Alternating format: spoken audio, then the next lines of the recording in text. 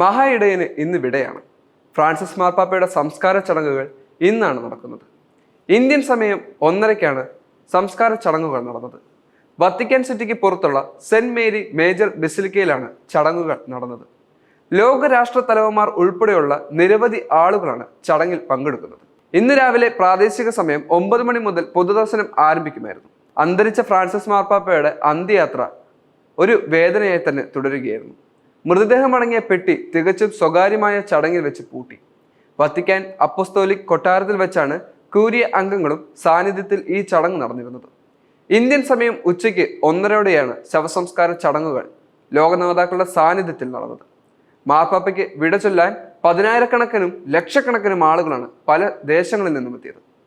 കത്തോലിക്ക വിശ്വാസപ്രകാരം അന്തരിച്ച പോപ്പിന്റെ ഭൗതിക ശരീരമടങ്ങുന്ന പേടകം വത്തിക്കാനിലെ മുതിർന്ന കർദിനാൾമാരുടെ സാന്നിധ്യത്തിൽ പൂട്ടി മുദ്ര വെക്കുന്നത് പാപ്പായുടെ മഹനീയമായ ജീവിതവും സേവനത്തിനും മനുഷ്യ മോചനത്തിനുമായി സമർപ്പിച്ചതിന്റെ ആദര സൂചകമായിട്ടാണ്.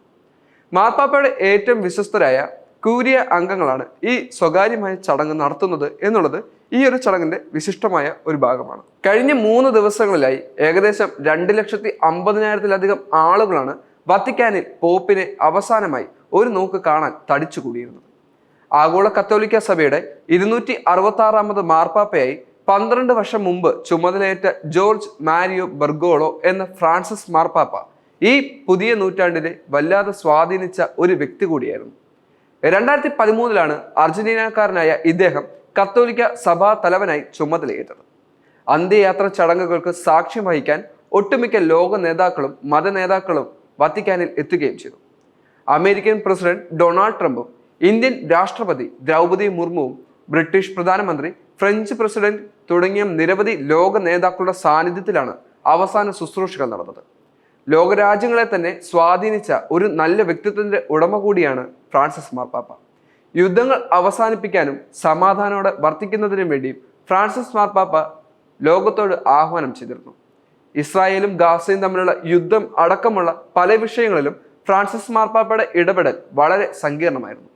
ഡൊണാൾഡ് ട്രംപിന്റെ പല തീരുമാനങ്ങളോടും വിയോജിപ്പ് പ്രകടിപ്പിക്കുകയും അതുപോലെ തന്നെ ഡൊണാൾഡ് ട്രംപിനെ ആശീർവദിക്കുകയും ചെയ്തിട്ടുള്ള ഒരു മാർപ്പാപ്പ കൂടിയാണ് ഫ്രാൻസിസ് മാർപ്പാപ്പ. ഫ്രാൻസിസ് മാർപ്പാപ്പയുടെ പല തീരുമാനങ്ങളും വ്യക്തിപരവും അല്ലെങ്കിൽ സാമൂഹികപരമായും വളരെ നല്ല പ്രവർത്തികളായിരുന്നു.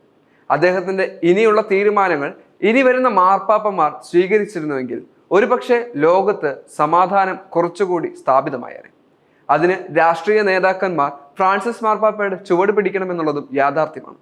ഡൊണാൾഡ് ട്രംപിന്റെ പല തീരുമാനത്തോടും വിയോജിപ്പ് പ്രകടിപ്പിക്കുകയും അതുപോലെ തന്നെ അദ്ദേഹത്തിന് പല ഉപദേശങ്ങളും നൽകിയിട്ടുള്ള ഫ്രാൻസിസ് മാർപ്പാപ്പയുടെ ഇനിയുള്ള കാലഘട്ടം ആര് നയിക്കും എന്നുള്ളതും നമ്മൾ ചിന്തിക്കേണ്ടിയിരിക്കുന്നു. പത്രോസിന്റെ സിംഹാസനത്തിൽ ആരാണ് അടുത്തതെത്തുന്നതെന്നും ഇനി ലോകരാജ്യത്തുള്ള കത്തോലിക്ക സഭയുടെ കത്തോലിക്ക ക്രിസ്ത്യാനികളെ ഇല്ലെങ്കിൽ മറ്റ് പല സഭകളെ നിയന്ത്രിക്കുന്നത് ആരാണ് എന്നുള്ളതും വ്യക്തമായിട്ടിരിക്കുന്നു. ഫ്രാൻസിസ് മാർപ്പാപ്പയുടെ വിയോഗത്തിൽ ലോകത്ത് എല്ലാവരും വളരെയധികം സങ്കടത്തിലാഴുമ്പോൾ അദ്ദേഹത്തിൻ്റെ അന്ത്യവിശ്രമം ഇനി നമുക്കൊരു പ്രാർത്ഥനയായി തന്നെ മാറേണ്ടിയിരിക്കുന്നു.